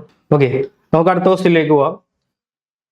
How common sense knowledge and sociological imagination differ analysing social problem? ഒരു സോഷ്യൽ പ്രോബ്ലത്തിന് കോമൺ സെൻസ് നോളജ് കൊണ്ട് ചിന്തിക്കുന്നവരും സോഷ്യൽ ഇമാജിനേഷൻ വഴി ചിന്തിക്കുന്ന ആൾ എങ്ങനെയാണ് ആ പ്രോബ്ലത്തിനെ ഫേസ് ചെയ്യണം. ഇപ്പൊ നമ്മൾ പഠിച്ച 2 ക്വസ്റ്റ്യനിലും ഈ സോഷ്യോളജിക്കൽ ഇമാജിനേഷനും കോമൺ സെൻസ് നോളജും ഉണ്ട്. അപ്പൊ അതിന്റെ ഡിഫറൻസ് വേണം നമുക്ക് എന്ത് ചെയ്യാനായിട്ട് ഇതിൽ എഴുതാനായിട്ട്. ഓക്കെ, അപ്പൊ 2 മാർക്കിനും അല്ലെങ്കിൽ 3 മാർക്കിനും മാക്സിമം ചോദിക്കുന്ന ഒരു ചോദ്യം. അപ്പൊ എന്തൊക്കെ എഴുതേണ്ടത്? കോമൺ സെൻസ് നോളജിന്റെ അതേപോലെ സോഷ്യോളജിക്കൽ ഇമാജിനേഷന് പ്രത്യേകത എന്ത് ചെയ്യുക, 2 ഡിഫറൻസ് ആയിട്ട് എന്ത് ചെയ്യുക, എഴുതുക. ഓക്കെ, അപ്പൊ അടുത്ത ക്വസ്റ്റ്യൻ, ലാസ്റ്റ് ക്വസ്റ്റ്യൻ ആണ്. Understanding social issue in depth is one of the characteristics of sociological imagination. Understanding social issue in depth. In depth ആയിട്ട് സോഷ്യലി നടക്കുന്ന എന്തെങ്കിലും പ്രശ്നങ്ങൾ എന്താ ചെയ്യുക, മനസ്സിലാക്കുക. ഇത് എന്ത് ക്യാരക്ടറിസ്റ്റിക്സ് ആണ്? നമ്മുടെ സോഷ്യോളജിക്കൽ ഇമാജിനേഷൻ വഴി നമുക്ക് അക്യൂർ ചെയ്യുന്ന ഒരു വലിയൊരു കഴിവാണത്. Explain others. അങ്ങനെയാണെങ്കിൽ ബാക്കിയുള്ളത് എന്ത് ചെയ്യുക, ഒന്ന് എക്സ്പ്ലെയിൻ ചെയ്യാം. ഇപ്പൊ നോക്കാം, 2-3 പോയിന്റ്സ് നമുക്ക് എന്ത് ചെയ്യാം ഇവിടെ എക്സ്പ്ലെയിൻ ചെയ്യാം. ഒന്നാമത്തെ, ക്രിട്ടിക്കൽ തിങ്കിങ്. സോഷ്യോളജിക്കൽ ഇമാജിനേഷൻ വഴി നമ്മൾ അക്യൂർ ചെയ്യുന്ന ഒരു വലിയൊരു കഴിവാണ് ക്രിട്ടിക്കൽ തിങ്കിങ്. പെട്ടെന്ന് ഉണ്ടാവുന്ന വലിയ ഇഷ്യൂവോ എന്തെങ്കിലും പ്രശ്നങ്ങളോ നമുക്ക് എന്ത് ചെയ്യാൻ പറ്റും, ഉടനടി തീരുമാനം എടുക്കാൻ വേണ്ടി പറ്റും. സോഷ്യലി പ്രശ്നങ്ങൾ കേട്ടോ. അടുത്തത്, ബ്രോഡർ ഇൻഡിവിജ്വൽ പെർസ്പെക്റ്റീവ്. നമ്മുടെ ഇൻഡിവിജ്വൽ പെർസ്പെക്റ്റീവിന് എന്താ പറയുക, ഒരു വ്യാപ്തി ഉണ്ടാവും. അതായത് നമ്മൾ ചിന്തിക്കുന്ന രീതിയിൽ കുടുസായ രീതിയിലൊന്നും ചിന്തിക്കാതെ എല്ലാവരെയും കാര്യങ്ങൾ മനസ്സിലാക്കി അവരുടെ പ്രശ്നങ്ങൾ മനസ്സിലാക്കാനുള്ള ഒരു വലിയൊരു മാനസിക അവസ്ഥ നമുക്ക് എന്ത് ചെയ്യാൻ പറ്റും, ക്രിയേറ്റ് ചെയ്യാൻ പറ്റും. എന്തുകൊണ്ട്? സോഷ്യൽ ഇമാജിനേഷൻ വഴി. അതേപോലെ തന്നെ to question negative social norms.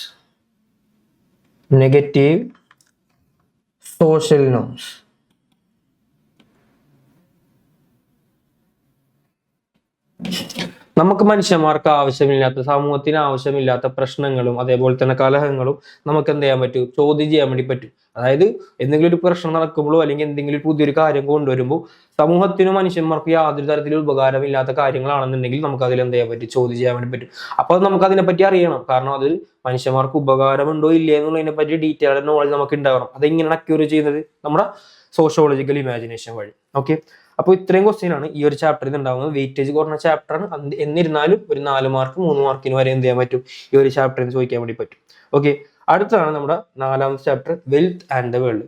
നമ്മുടെ ഹിസ്റ്ററിയിൽ തന്നെ ഏറ്റവും കൂടുതൽ ടഫ് ക്വസ്റ്റ്യൻ എന്ന് തോന്നിപ്പിക്കുന്ന തരത്തിലുള്ള ക്വസ്റ്റ്യൻസ് ഏറ്റവും കൂടുതൽ വരാൻ ചാൻസ് ഉള്ളത് നമ്മുടെ ഈ 4ാമത്തെ ചാപ്റ്ററിൽ നിന്നാണ്. ഓക്കെ, അപ്പോൾ ഇതിൽ വരുന്ന മെയിൻ ആയിട്ട് വരുന്ന ക്വസ്റ്റ്യൻസ് എന്തൊക്കെയാന്ന് നോക്കി. Why the first world war is considered as an imperialist war. അതായത് നമ്മുടെ ഫസ്റ്റ് വേൾഡ് വാർ 1914 നടന്ന first world war imperialist war ആവാനുള്ള മെയിൻ കാരണം, അല്ലെങ്കിൽ അങ്ങനത്തെ പേര് വരാനുള്ള മെയിൻ റീസൺ ഒന്നുമില്ല.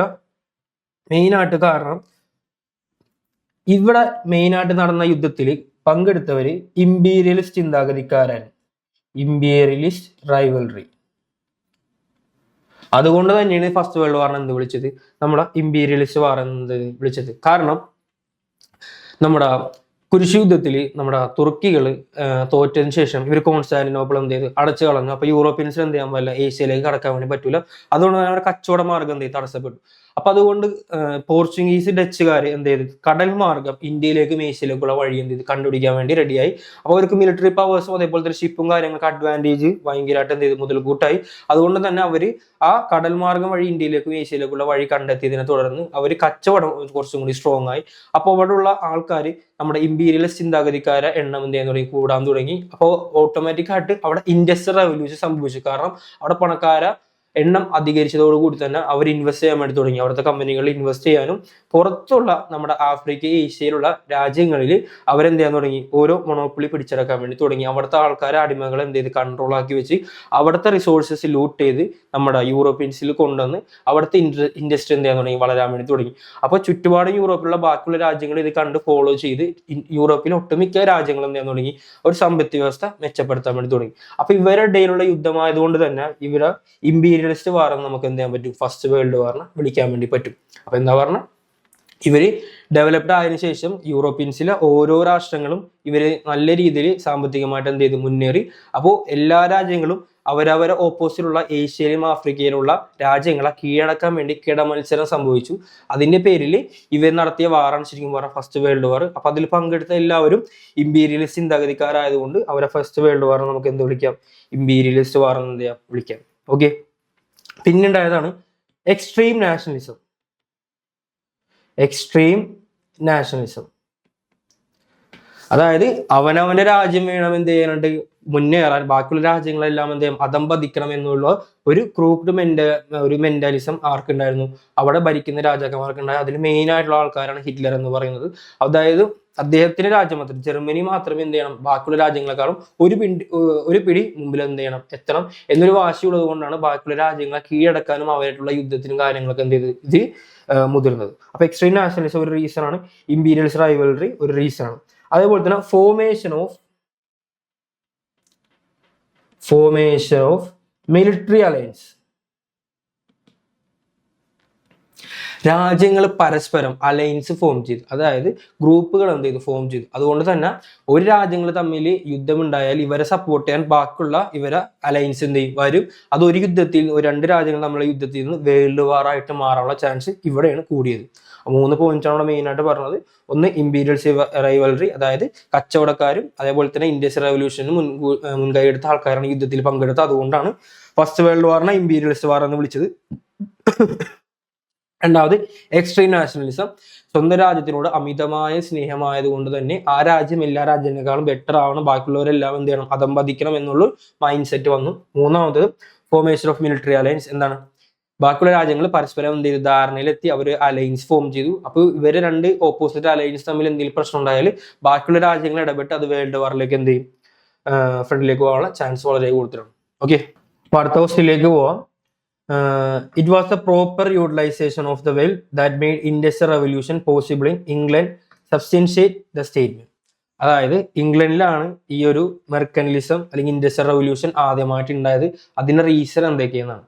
അപ്പൊ വേറൊന്നുമല്ല, ഇംഗ്ലണ്ട് എന്ന് പറയുന്ന അല്ലെങ്കിൽ ബ്രിട്ടൻ എന്ന് പറയുന്ന സാമ്രാജ്യത്തെ രാജ്യമാണ് ആദ്യമായിട്ട് ബാക്കിയുള്ള ഓപ്പോസിറ്റ് രാജ്യങ്ങളിൽ പോയി അവരെ കീഴടക്കി അവിടെ ഒരു കോളനി വൽക്കരണം ചെയ്തു തുടങ്ങിയത്.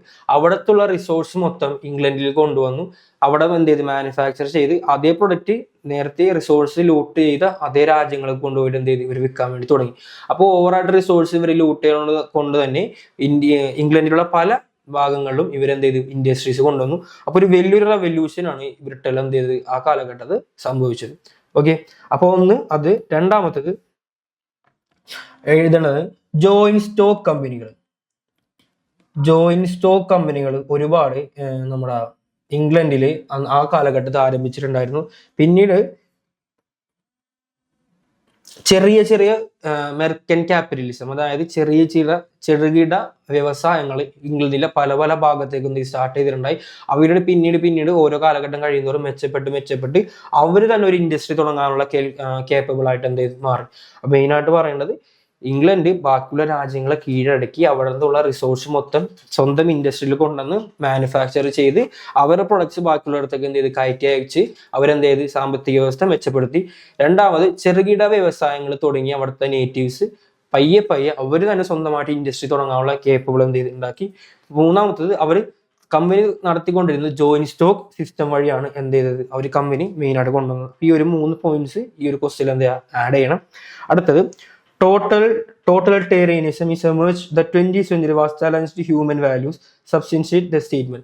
ഞാൻ നേരത്തെ പറഞ്ഞ ഹിറ്റ്ലർ മുസോളിനി പോലുള്ള വലിയ സാമ്രാജ്യത്വ ഭരണാധികാരികൾ ഹ്യൂമൻ വാല്യൂസിന് യാതൊരു തരത്തിലുള്ള വില കൽപ്പിക്കാതെ അവരെ രാജ്യത്തിന് പ്രൊമോട്ട് ചെയ്യാൻ അല്ലെങ്കിൽ ആ രാജ്യത്തിന് ബാക്കിയുള്ള രാജ്യത്തിനേക്കാളും മുമ്പിൽ എത്തിക്കാൻ വേണ്ടി യാതൊരു തരത്തിലുള്ള മോറൽ വാല്യൂസും ഹ്യൂമൻ വാല്യൂസും വില കൽപ്പിക്കാതെ അവർ ചെയ്തു കൂട്ടിയ ഒരുപാട് പ്രശ്നങ്ങളുണ്ട്. അവരെല്ലാവരെയും വിളിച്ച പേരാണ് ടോട്ടലിറ്റേറിയനിസം. എന്താ പറയുന്ന നമ്മുടെ ഇപ്പൊ ഈ ഒരു കാലഘട്ടത്തില് നമ്മുടെ ഉത്തര കൊറിയ ഭരണാധികാരി, അതേപോലെ ഇറാൻ, ഇറാഖ്, ഇവിടേക്കുള്ള രാജ്യത്തെ ഭരണം ശരിക്കും ഒരു ഓട്ടോക്രാറ്റിക് റോള്. അവിടുത്തെ നേതാവിന്റെ ഇഷ്ടപ്രകാരം എന്ത് ചെയ്യുക, അടിമകളെ സേവിക്കുക. അതായത് ഡെമോക്രാറ്റിക് ചിന്താഗതി ഒന്നും ഇല്ലാതെ സ്വന്തം രാജ്യത്തെ കാര്യങ്ങളെല്ലാം സ്വന്തം ഇഷ്ടപ്രകാരം എന്ത് ചെയ്യുക, തീരുമാനിക്കുക. ഇതിനെ വിളിച്ച പേരാണ് ടോട്ടലിറ്റേറിയനിസം. ഓക്കെ, അപ്പൊ അതൊരു 2 മാർക്കിന് എന്ത് ചെയ്യാം, ചോദിക്കാൻ ചാൻസ് കൂടുതലാണ്. Last question, what are the factors help this countries with their sea voyages of exploration? ഇങ്ങനെ സീ എക്സ്പ്ലോറേഷന് വേണ്ടി നമ്മുടെ ഈ പറഞ്ഞ യൂറോപ്യൻ കൺട്രീസിന് സഹായകമായ കാര്യങ്ങൾ, അതായത് തുർക്കികൾ കോൺസ്റ്റാന്റിനോപ്പിൾ അടച്ചതിന് ശേഷം ഇവർ കച്ചവടം ചെയ്യാൻ, യൂറോപ്യൻസ് കച്ചവടം ചെയ്യാൻ ഏഷ്യയിലേക്ക് വരാൻ വേണ്ടി പറ്റിയില്ല. അപ്പൊ അതുകൊണ്ട് തന്നെ കടൽ മാർഗം സീ റൂട്ട് വഴി അവർ എന്ത് ചെയ്ത് ട്രാവൽ ചെയ്യാൻ വേണ്ടി തീരുമാനിക്കുകയും യൂറോപ്പിൽ ചില മെയിൻ രാജ്യങ്ങളായ ജർമ്മനി, ഡച്ച്, ജർമ്മനി, നമ്മുടെ പോർച്ചുഗീസ് പോലുള്ള രാജ്യങ്ങൾ കടൽ മാർഗം ഇന്ത്യയിലേക്കുള്ള വഴി കണ്ടുപിടിക്കാൻ വേണ്ടി തയ്യാറാവുകയും അവർക്ക് സഹായകമായ കുറച്ച് ഫാക്ടേഴ്സ് ആണ് നമ്മൾ ചെയ്യാൻ വേണ്ടി പോകുന്നത്, ഡിസ്കസ് ചെയ്യാൻ വേണ്ടി പോകുന്നത്. ഒന്നാമത്തത് വേറെ ഒന്നുമില്ല, അഡ്വാൻസ്ഡ് ഷിപ്പ്. എത്ര വലിയ കാറ്റും മഴയും വന്നാലും അവര് അതിലൊന്നും തകർക്കാൻ പറ്റാത്ത അത്യാവശ്യം നല്ല അഡ്വാൻസ്ഡ് ഷിപ്പ് എന്ത് ചെയ്ത് അവരുടെ കയ്യിലുണ്ടായിരുന്നു. രണ്ടാമത്തെ മിലിറ്ററി പവേഴ്സ്. ആ കാലഘട്ടത്തിൽ ഉണ്ടായിരുന്ന മിലിറ്ററി പവേഴ്സിൽ മുൻപന്തിയിലുണ്ടായ രാജ്യമാണ് പോർച്ചുഗീസ്. അപ്പൊ അതുകൊണ്ട് തന്നെ ഇവർക്ക് അതിനുള്ള ധൈര്യവും ഉണ്ടായിരുന്നു. മൂന്നാമത്തത് അവിടെ പറയേണ്ടത് പാട്രണേജ് ഓഫ് റൂളേഴ്സ്. അവിടുത്തെ ഭരണാധികാരികളിൽ ഇങ്ങനത്തെ കാര്യങ്ങൾ എന്തെങ്കിലും വളരെ രീതിയിൽ താല്പര്യമുണ്ട് എന്ത് ചെയ്ത് പുറപ്പെടുവിച്ചിട്ടുണ്ടായിരുന്നു. അതേപോലെ തന്നെ അഡ്വാൻസ് ഇൻ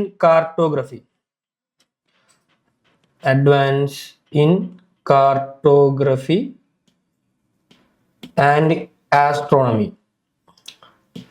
അവിടുത്തെ ആൾക്കാർ കാർട്ടോഗ്രഫിയിലും ആസ്ട്രോണമിയിലും ഒക്കെ നല്ല വൈവിധ്യമുള്ള ആൾക്കാരായിരുന്നു. അപ്പൊ ഇതൊക്കെ കാരണം കൊണ്ട് തന്നെ ഇവർക്ക് സീ എക്സ്പ്ലോർ ചെയ്യാനായിട്ട് വളരെ താല്പര്യം ഉണ്ടായിരുന്നു, കഴിവുണ്ടായിരുന്നു. അപ്പൊ ഈ ഒരു പോയിന്റ്സ് വേണം എന്ത് ചെയ്യാനായിട്ട് ഈ ഒരു ക്വസ്റ്റ്യനിൽ നിങ്ങൾ ആഡ് ചെയ്യാനായിട്ട്. അപ്പൊ ഇത്രയും ക്വസ്റ്റ്യൻ നമ്മൾ എന്ത് ചെയ്തിട്ടുണ്ട്, ഈ ചാപ്റ്ററിൽ ഡിസ്കസ് ചെയ്തിട്ടുണ്ട്. അപ്പോൾ പ്രത്യേകം ശ്രദ്ധിക്കുക, നമ്മുടെ ഹിസ്റ്ററി എന്ന് പറയുന്ന സബ്ജക്റ്റിൽ 4ാമത്തെ ചാപ്റ്ററിൽ നിന്നായിരിക്കും നമുക്ക് കുറച്ചും കൂടി ബുദ്ധിമുട്ട് ഫേസ് ചെയ്യാൻ വരുന്ന ക്വസ്റ്റ്യൻസ് ഉണ്ടാകുന്നത്. അപ്പൊ അതൊന്ന് കൂടുതൽ ഇന്റൻസ് ആയിട്ട് നമ്മൾ എന്ത് ചെയ്യാം, ഒന്ന് വർക്ക്ഔട്ട് ചെയ്യാം. ഓക്കെ, നമ്മുടെ last chapter public opinion democracy. First question, characteristics of public opinion. അതായത് നമ്മുടെ ഡെമോക്രസിയിൽ പബ്ലിക് ഒപ്പീനിയൻ വളരെ വലിയ വാല്യൂ ആണ് കൊടുത്തിരിക്കുന്നത്. കാരണം അവരാ നമ്മുടെ അഡ്മിനിസ്ട്രേഷനിൽ കൈകടത്താൻ വേണ്ടിയൊന്നുമില്ല. എന്നിരുന്നാലും നമ്മുടെ ഡെമോക്രസിയുമായിട്ട് എന്താണ് നമ്മുടെ ജനങ്ങൾക്ക് എന്തെങ്കിലും ഒരു ബന്ധം ഉണ്ടാവണം. അതിനു വേണ്ടി തന്നെ അവരെന്തൊരു പബ്ലിക് ഒപ്പീനിയൻ എന്ന് പറയുന്ന ഒരു കാര്യം എന്ത് ചെയ്തിട്ടുണ്ട്, മുമ്പിലേക്ക് വെച്ച് തന്നിട്ടുണ്ട്. അപ്പൊ അതിന്റെ ക്യാരക്ടറിസ്റ്റിക്സ് ആണ് നമ്മൾ ചോദിച്ചിരിക്കുന്നത്. ഒരു 3 മാർക്കിന്റെ ചോദ്യമായിരിക്കും. അപ്പൊ ഒരു 3 പോയിന്റ് എന്ത് ചെയ്യാം, മാക്സിമം ആഡ് ചെയ്യാം. അതിൽ ഒന്നാമത്തെ പോയിന്റ് ആണ് a reflection of diverse opinion. അതായത് പലതരത്തിലുള്ള ഒപ്പീനിയൻ ഒരു കാര്യത്തിനെ പറ്റി നമുക്ക് എന്ത് ചെയ്യാൻ പറ്റും, അറിയാൻ വേണ്ടി പറ്റും, പബ്ലിക്കിന്റെ രീതിയിലുള്ളത്.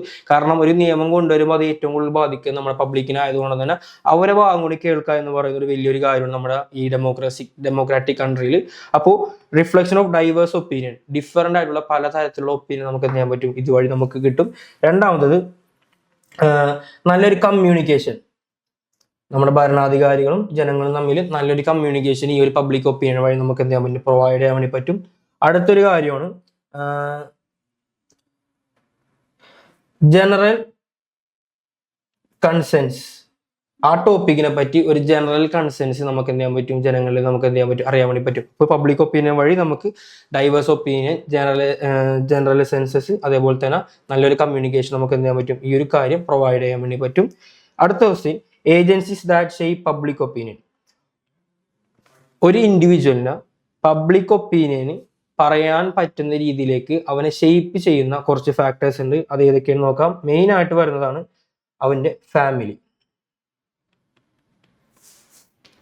കാരണം ഒരു ഇൻഡിവിജ്വലിനെ പുറത്ത് പെരുമാറാനായിട്ട് അവനെ ഏറ്റവും കൂടുതൽ സഹായിക്കുന്നത് അവൻ്റെ ഫാമിലി ആയിരിക്കും. നമുക്ക് എല്ലാവർക്കും അറിയാം, ഒരു കുട്ടി അമ്മയുടെ വയറിലായിരിക്കുന്ന സമയത്ത് മുതൽ അവൻ എന്ത് ചെയ്യും, പുറമേയുള്ള കാര്യങ്ങളുമായിട്ട് ആ അമ്മക്ക് എന്തുണ്ടാവും, അമ്മയുമായിട്ട് നല്ല രീതിയിൽ എന്തുണ്ടാവും, ബന്ധം ഉണ്ടാവും. ഇപ്പം അമ്മ കഴിക്കുന്ന ഭക്ഷണം, അമ്മയുടെ ചുറ്റുപാട് കാര്യങ്ങളൊക്കെ എന്ത് ചെയ്യും, ആ കുട്ടീനെ നല്ല രീതിയിൽ എന്ത് ചെയ്യും, ഇൻഫ്ലുവൻസ് ചെയ്യും. അതേപോലെ തന്നെ വളർന്നു വരുന്ന കുട്ടീനെയും ഏറ്റവും കൂടുതൽ ഇൻഫ്ലുവൻസ് ചെയ്യുന്നത് അവൻ്റെ ഫാമിലി തന്നെയായിരിക്കും. അപ്പോൾ ഏജൻസി ഫസ്റ്റ് നമ്മുടെ ഫാമിലിയാണ്. രണ്ടാമത്തത് എഡ്യൂക്കേഷണൽ ഇൻസ്റ്റിറ്റ്യൂഷൻ. അവൻ പഠിക്കുന്ന സ്ഥാപനത്തിനെ ഡിപ്പെൻഡ് ചെയ്തിരിക്കും അവൻ്റെ സംസാര രീതി, അവൻ ബാക്കിയുള്ള ആൾക്കാരുമായി പെരുമാറുന്ന സമ്പർക്കം പോലുള്ള കാര്യങ്ങളെല്ലാം ഈ എഡ്യൂക്കേഷൻ ഇൻസ്റ്റിറ്റ്യൂഷനുമായി ബന്ധപ്പെട്ടിരിക്കും. നല്ലൊരു ക്വാളിറ്റി ഇൻസ്റ്റിറ്റ്യൂഷനാണ് പഠിക്കുന്നതെന്നുണ്ടെങ്കിൽ അതിൻ്റെ ക്വാളിറ്റി അവൻ്റെ പെരുമാറ്റത്തിലും ഉണ്ടാവും. പിന്നുള്ളതാണ് പിയർ ഗ്രൂപ്പ്. പിയർ ഗ്രൂപ്പ് എന്ന് പറയുമ്പോൾ അവൻ്റെ അതേ പ്രായത്തിലുള്ള കുട്ടികൾ. അപ്പോൾ നല്ലൊരു ഫ്രണ്ട്സ് ആണ് നല്ലൊരാളെ ഇൻഡിവിജ്വലിനെ എന്ത് ചെയ്യണം, ക്രിയേറ്റ് ചെയ്യണം നമ്മൾ എന്ത് ചെയ്യാറുണ്ട്, പറയാറുണ്ട്. അപ്പോൾ അവൻ്റെ ഒരേ പ്രായത്തിലുള്ള ആൾക്കാരുടെ ഏകദേശ സ്വഭാവമായിരിക്കും അവനിക്കും ഉണ്ടായിരുന്നത്. അപ്പോൾ പിയർ ഗ്രൂപ്പ് ഒരു വലിയൊരു ഫാക്ടറാണ്. പിന്നുള്ളതാണ് സോഷ്യൽ മീഡിയ. ഈ കാലഘട്ടത്തിലുള്ള കുട്ടികളെ ഏറ്റവും കൂടുതൽ ഇൻഫ്ലുവൻസ് ചെയ്യുന്നത് ഈ ഒരു സോഷ്യൽ മീഡിയ തന്നെയാണ്. അപ്പോൾ ഈ ഒരു കൂട്ടത്തിൽ മീഡിയനെ നമ്മൾ എന്ത് ചെയ്യണം, എപ്പോഴും ഉൾപ്പെടുത്തണം. ഇനി മീഡിയ തന്നെ സെപ്പറേറ്റ് ആയിട്ട് നമുക്ക് ചോദിക്കാനുള്ള ചാൻസും വളരെ കൂടുതലാണ്. അപ്പോൾ ഇതൊക്കെയാണ് മെയിനായിട്ട് വരുന്ന ഫാക്ടേഴ്സ്. ഒന്ന് ഫാമിലി, പിന്നെ എഡ്യൂക്കേഷൻ ഇൻസ്റ്റിറ്റ്യൂഷൻ, പിയർ ഗ്രൂപ്പ്, പിന്നെ മീഡിയ. ഇനി ഒരുപാട് ഫാക്ടേഴ്സ് ഉണ്ട്. എന്നിരുന്നാലും ഇത്രയും കാര്യങ്ങൾ എന്ത് ചെയ്യാം, മെയിനായിട്ട് ഇതിൽ എന്ത് ചെയ്യണം, നോക്കേണ്ടി വരും. Last question, factors that hinder the formation of public opinion. ഈ പബ്ലിക് ഒപ്പീനിയനെ ബാധിക്കുന്ന കുറച്ച് കാര്യങ്ങൾ. ഒന്നാമത്തത് ഇല്ലിട്രസി, അതായത് പബ്ലിക് ഒപ്പീനിയൻ ഒപ്പോസ് ചെയ്യുന്ന കുറച്ച് കാര്യങ്ങൾ. ഒന്നാമത്തെയാണ് ഇല്ലിട്രസി, അറിവില്ലായ്മ. അറിവില്ലാത്ത ഒരാൾക്ക് ഒരു പബ്ലിക് ഒപ്പീനിയൻ എന്ത് ചെയ്യാൻ പറ്റില്ല, അവനക്ക് പറയാൻ വേണ്ടി പറ്റില്ല. ഇന്ത്യയിൽ എടുത്ത് നോക്കുകയാണെങ്കിൽ നോർത്ത് ഇന്ത്യൻസിലൊക്കെ പോയി കഴിഞ്ഞാൽ അവർക്ക് ഇല്ലിട്രസിന്റെ വലിയൊരു ഭാഗം എന്ത് ചെയ്യുന്നുണ്ട്, അവരിപ്പോഴും എന്ത് ചെയ്യുന്നുണ്ട്, അനുഭവിക്കുന്നുണ്ട്. അപ്പോൾ സോഷ്യൽ ആയിക്കോട്ടെ ഇൻഡിവിജ്വൽ ആയിക്കോട്ടെ ഇല്ലിട്രസി ആണ് ഇതിലെ ഫസ്റ്റ് ഫാക്ടർ. രണ്ടാമത്തത് പോവർട്ടി, ദാരിദ്ര്യം. ഇപ്പൊ ദാരിദ്ര്യം ഒരാൾക്ക് ഒരു കുടുംബത്തിനോ നല്ല രീതിയിൽ കണക്ട് ചെയ്തിട്ടുണ്ടെങ്കിൽ അവർക്ക് ഈ ഒരു പൊതുവെയുള്ള പരിപാടികളിലും അതേപോലെ പബ്ലിക് ഒപ്പീനിയൻ കാര്യങ്ങൾക്ക് എന്തുണ്ടാവും, യാതൊരു തരത്തിലും താല്പര്യം ഉണ്ടാവില്ല. ഇങ്ങനെ പോവർട്ടി വന്നാൽ തന്നെ അവർക്ക് വിദ്യാഭ്യാസം പ്രൊവൈഡ് ചെയ്യാനുള്ള ഒരു മെന്റലി അവരെന്ത് ആയിരിക്കില്ല, ഓക്കെ ആയിരിക്കില്ല. അപ്പോൾ ഇല്ലിട്രസി, പോവർട്ടി. പിന്നെ വരുന്നതാണ് unhealthy political condition. Unhealthy political condition, അതായത് അവരെ ട്രീറ്റ് ചെയ്യുന്ന, അവരെ നോക്കുന്ന ഈ ഒരു പൊളിറ്റിക്കൽ ലീഡേഴ്സിന്റെ മോശമായ പെരുമാറ്റം, അവരെ അനാസ്ഥത, ഇതെല്ലാം അവരെ നല്ല രീതിയിൽ എന്ത് ചെയ്യും, ബാധിക്കും. കാരണം അവർക്ക് ഡെമോക്രസിയിലുള്ള വിശ്വാസം എന്ത് ചെയ്യും, നഷ്ടപ്പെടാനുള്ള ചാൻസ് വളരെ കൂടുതലാണ്. അപ്പോൾ അവരെ ട്രീറ്റ് ചെയ്യുന്ന, അവരെ ഭരിക്കുന്നതുമായ നേതാക്കന്മാർ നല്ല രീതിയിൽ അവരെ നോക്കിയില്ല എന്നുണ്ടെങ്കിൽ അവർക്ക് ഡെമോക്രസിയിലുള്ള വിശ്വാസം എന്ത് ചെയ്യും, നഷ്ടപ്പെടും. അപ്പോൾ ഇല്ലിട്രസി, അതേപോലെ തന്നെ ഹെൽത്തി പൊളിറ്റിക്കൽ കണ്ടീഷൻ, പോവർട്ടി, ഇതെല്ലാം നമ്മളെ പബ്ലിക് ഒപ്പീനിയനിൽ നിന്ന് ആൾക്കാർ എന്ത് ചെയ്യും, പിന്നോട്ട് വലിക്കാനുള്ള ഫാക്ടേഴ്സ് ആണ്. അപ്പോൾ ഇത്രയും കാര്യങ്ങളാണ് ഈ ഒരു ചാപ്റ്ററിൽ എന്ത് ചെയ്യുന്നത്, മെയിനായിട്ട് ചോദിക്കുന്നത്. നല്ല രീതിയിൽ പ്രിപ്പയർ ചെയ്യുക. ഈ ഒരു ക്വസ്റ്റ്യൻ മാത്രമല്ല, ഇതല്ലാത്ത ചാപ്റ്റേഴ്സ് എന്ത് ചെയ്യുക, ടോപ്പിക്കുകൾ എന്ത് ചെയ്യുക, നോക്കി വെക്കുക. പക്ഷേ ഇപ്പൊ പറഞ്ഞ ക്വസ്റ്റ്യൻസിന്റെ മെയിനായിട്ട് നമ്മൾ എന്ത് ചെയ്യുക, ഫോക്കസ് ചെയ്ത് പഠിക്കുക. അപ്പോൾ എല്ലാവരും നല്ല രീതിയിൽ എന്ത് ചെയ്യുക, എക്സാം എഴുതാം. ഓക്കെ.